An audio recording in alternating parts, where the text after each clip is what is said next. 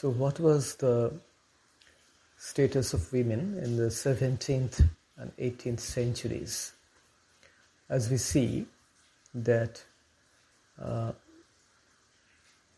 reasons of women's oppressions were caused by lack of educational opportunities and a kind of a traditional stereotypical portrayal which dominated British society of the time, and even such women as MacAulay and Hannah More propagated this picture of women as the weaker sex. And as we see, political issues in the British Parliament also contributed in the definite exclusion of women from the public sphere. And such people as writers like Eliza Haywood, Jonathan Swift, and Mary de la Riviere, who wrote certain novels which depicted some the arbitrary powers which were practiced over women, of course, propagated this view further. The church took great interest in women's private lives, where they found the inner peace. Such conditions were not so encouraging for women to assert themselves, yet women writers dared shape their history, emphasizing a new understanding of women in a new light. Now, if we look at the state of British women's education during those times, we can see that formal education for girls were always secondary to that of boys' education.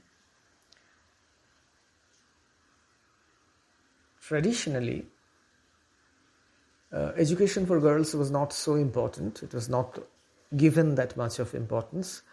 And since the family was the starting point for a girl's education, they were first prepared to be future wives and mothers.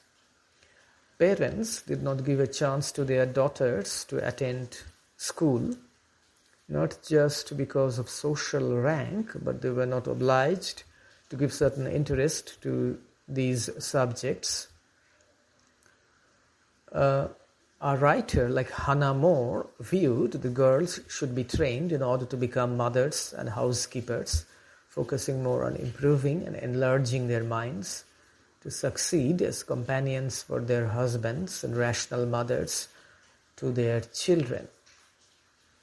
So this view also sort of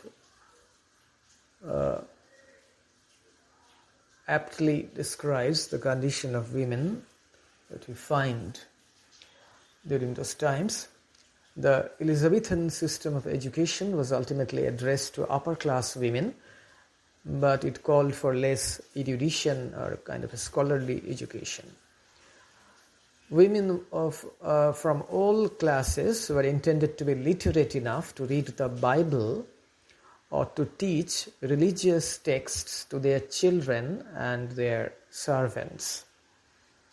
Similarly, girls from poor families were not allowed to attend schools at all. For the middle classes as well, the suggested syllabus was very limited in primary school. And in middle schools, girls rarely received grammatical subjects. They merely dealt with reading, writing, practicing politeness instead of displaying their intelligence. Now, on this subject, MacAulay, who was an Irish nun and one of the biggest names in Britain, who devoted her attention on the educational system. She spent her life serving to educate the poor girls by building convents in England and Ireland. MacAulay encouraged her sisters to to help girls to pursue their studies. And her ideas are further explored and explained by the Irish teacher Anne Reid, who has summarized Catherine MacAulay's views in the following words, which I am quoting. Helping so many people in the village, Catherine took a great interest in the servant girls, not only in her own house but in numerous grand houses around the area and surrounding neighborhood. Many young girls were treated badly by their masters who often took advantage, and Catherine's heart was filled with pity for them. In her heart, she hoped that one day she might have the money to buy a little house where she could give shelter to young girls like this, unquote. So this was what Catherine MacAulay had tried to do for the education of girls.